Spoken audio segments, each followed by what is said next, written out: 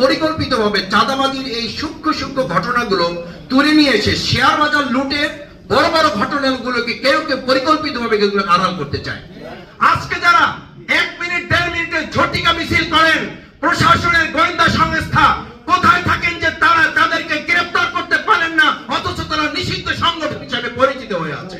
প্রতিদিন এখন আমাদের সীমান্তগুলোতে উত্তেজনা তৈরি করা হচ্ছে এবং অত্যন্ত পরিকল্পিতভাবে আমাদের প্রতিবেশী রাষ্ট্র অযথাই কিছু কথা আমাদের বিরুদ্ধে ছড়িয়ে দিচ্ছে। আমাদের আলু বন্ধ করে দিবে, আমাদেরকে পেঁয়াজ বন্ধ করে দিবে, আমাদেরকে রসুন বন্ধ করে দিবে, আমাদেরকে কাঁচামরিচ বন্ধ করে দিবে, আমাদেরকে ডিম বন্ধ করে দিবে। আমার কাছে খুব হাস্যকর মনে হয় যে বাংলাদেশ 2024 সালের জুলাই আগস্টে জীবন বাজি রেখে গুলির মুখে দেশ এবং খুনিয়াসিয়ানার পদত্যাগ চেয়েছিলাম, সেখানে একটা দলই পদত্যাগ করেছে। শুধু তাই না, একটা আধিপত্যবাদেরও পতন হয়েছে। সেরকম একটা রাষ্ট্রকে এখন চাল ডাল তেল আর পেঁয়াজ রসুনের হুমকি দিয়ে আমাদেরকে দমিয়ে রাখাটা বোকামি ছাড়া আর কিছুই না।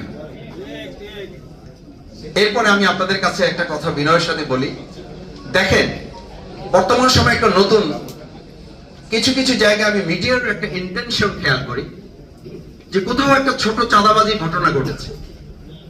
এই চাঁদাবাজি ঘটনাটাকে বিগত 16 বছরের যত বড় বড় দেশ বিরোধী ষড়যন্ত্রমূলক মানে শেয়ার বাজার লুট হয়েছে, বাংলাদেশের ব্যাংকগুলো শেষ করে দেওয়া হয়েছে। আমার তো মনে হয় অত্যন্ত পরিকল্পিতভাবে চাঁদাবাজির এই সূক্ষ্ম সূক্ষ্ম ঘটনাগুলো তুলে নিয়ে এসে শেয়ার বাজার লুটের বড় বড় ঘটনাগুলোকে কেউ কেউ পরিকল্পিতভাবে এগুলো আড়াল করতে চায়। আমি অত্যন্ত ব্যর্থহীন কণ্ঠে একটা কথা বলি, বাংলাদেশ জামাত ইসলামী এবং আজকের বাংলাদেশ জাতীয়তাবাদী দল, আমার বীর মুক্তিযোদ্ধা আব্দুল সালাম ভাই, আমরা একসাথে রাজপথে 2012 সালে, 13 সালে, 14 সালে আমাকে যখন মোহাম্মদপুর থেকে ডিবি বিপ্লব গ্রেফতার করে, তখন গ্রেফতার করে সাথে সাথে আমাকে জানতে চেয়েছিল যে আপনি ধানমন্ডি ঢুকলেন কি করে।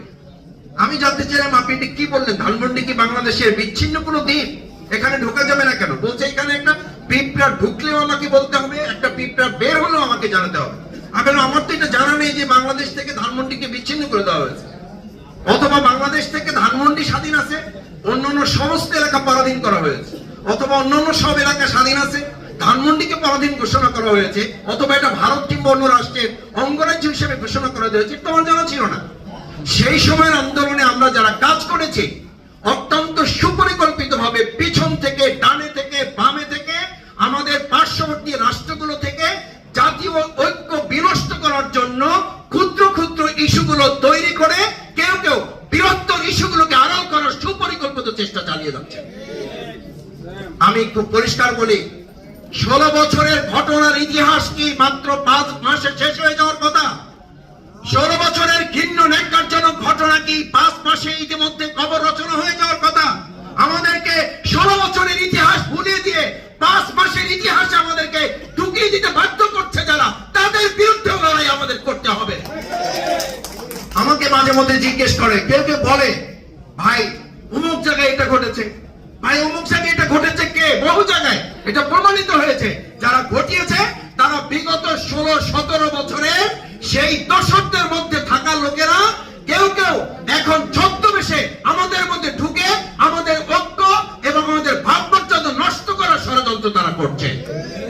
আমি আর একটা কথাও বলি, আমার সম্মানিত ভাই এবং বোনেরা, আজকে চেতনা বাংলাদেশ, আমি এটাও পরিষ্কার করতে চাই, বাংলাদেশের স্বাধীনতা, সার্বভৌমত্ব এবং এটাকে সামনের দিকে এগিয়ে নিয়ে যাওয়ার লক্ষ্যে আমরা যারাই কাজ করছি তাদের প্রথমে এটা ভাবতে হবে যে এই আওয়ামী লীগকে ছাত্রলীগ নিষিদ্ধ করা হয়েছে।